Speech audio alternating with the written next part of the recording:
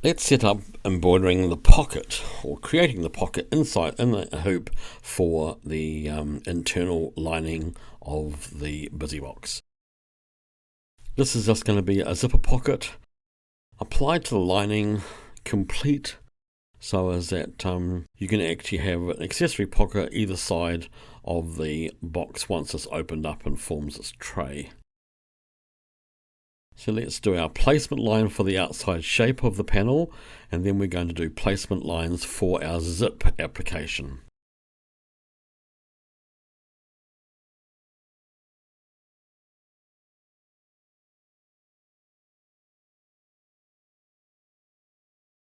This is quite a simple technique and it gives you a beautifully finished zip. I'm using a 6x10 hoop, so it will give us an 8-inch zip finished. Pocket depth is about 4 inches. We're just going to washi tape our zip onto our placement lines and secure the zip puller. The foot of the machine is running along the top of the zip on the left hand side of the zip tape, and on the right hand side the machine foot will be free to sit inside the zip tape. The zip tape needs to be secure to the stabilizer, otherwise it will be a little bit full when the project is finished. So we've stitched the zip to the stabilizer, remove our washi tape,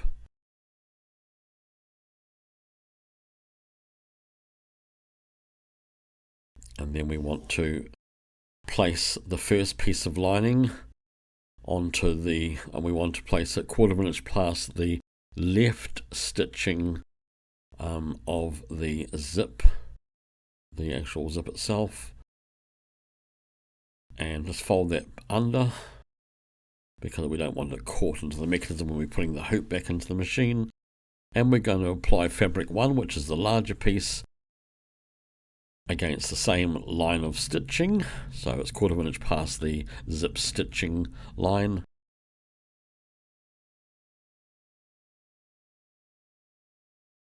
Just tuck that into place there. I'm just going to pin through all layers, just moving that off the table so as it's free, and that will just hold that together. And we're going to put that into the machine and stitch through all those layers to secure both the back lining of the pocket and the front of this panel.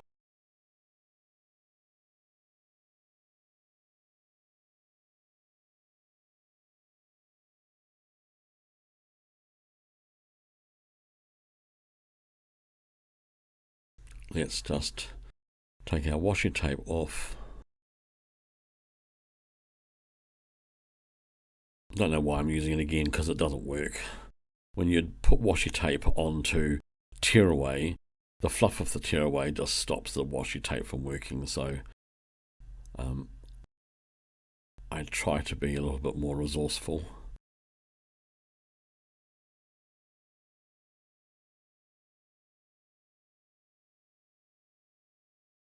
Right, so let's fold that down, and I'm going to pin that into place along the edge. I don't generally pin very much at all, but I'm going to pin, and I put a little bit of a curve. We've got a little bit of a curve in our pins because they get curves in them when you put them around the hoop, so a little bit of a curve definitely helps when you're trying to put a pin into a hoop.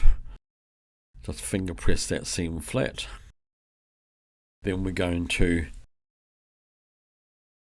that's the next piece going on there, but let's do the back first. We're going to apply our second piece of pocket lining, so again up to the top of the zip, 1/4 inch past the stitching on the zip. Catch in all 4 corners, make sure they are pressed down. And then we're going to place the fabric 2, which is the fabric above the zip. Again, 1/4 inch past the stitching of the zip to the zip tape, to the stabilizer. I'm just catching that fabric with a piece of washi tape so as it's on the fabric and on the hoop. It just makes it easier. And then we're going to put this back into the machine and stitch our seam. Now, just watch the seam, because our foot's running on the teeth of the machine, so we have actually probably increased our foot height by 1 click.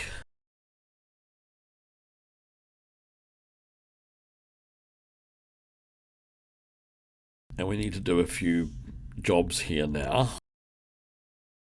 Take our washi tape off. Take our pins out.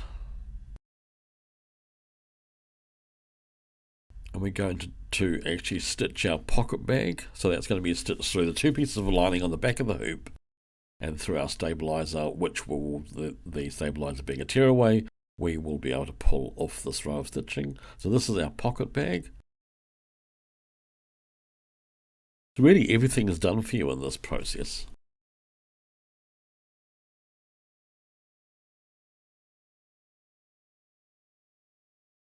So we need to make sure that our zip puller is actually up into our work. I try and pull it up into the first third of our pocket. Trim any excess zip tape off. And then we just sort of finger press that piece of fabric out on the angle. Do the same with this one here. Probably should have trimmed my zip tape back a bit more. Didn't do that. Put that so it's nice and secure. And we're going to do 2 sections, which they're going to be parallel lines to this original row of stitching, from the perimeter stitching to just to where that other line stops. Now what that's going to be doing, it's going to create a fold or a lap or a pleat, whichever you wish to call it, over the zip so it hides the zip.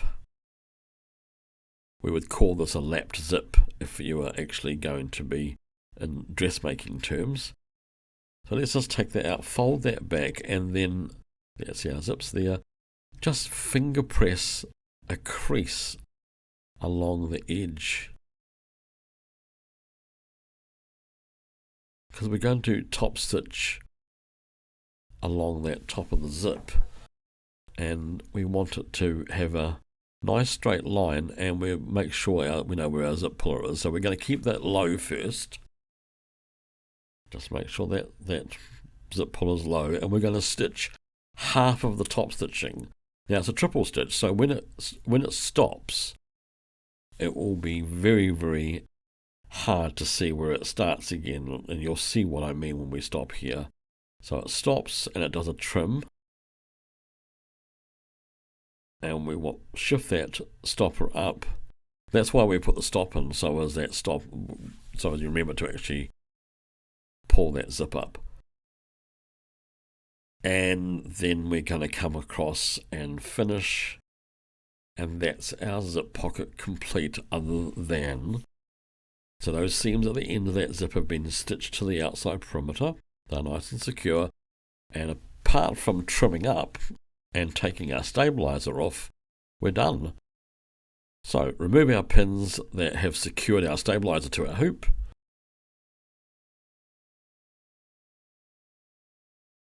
Take as much washi tape off as you can.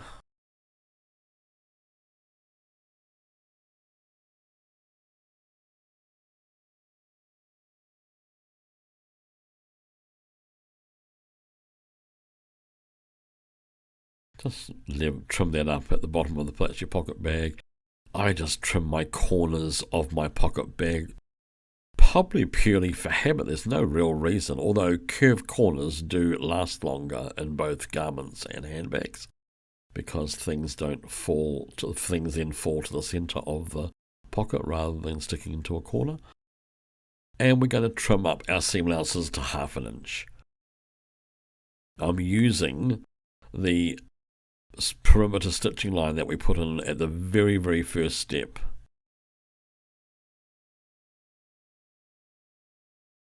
So it's 1/2 inch all the way around.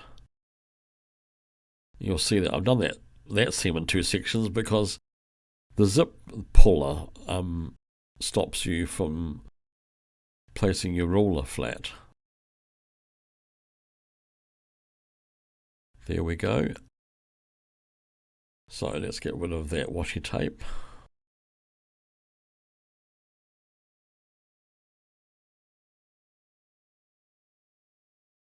And let's just pull our stabilizer away.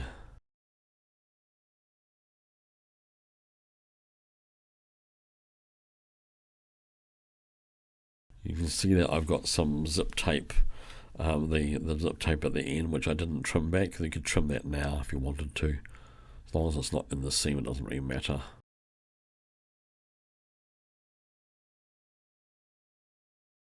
Okay, there's our pocket. All ready to go into our project. One more thing to do. For the zip to actually work, you need to rip out the tearaway. And sometimes it comes out easily and sometimes it doesn't.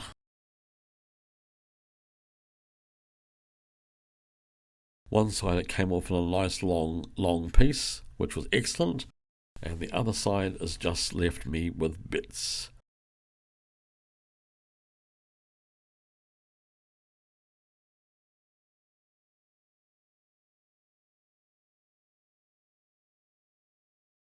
Right, we are done, ready to put it into our project, which is the busy box.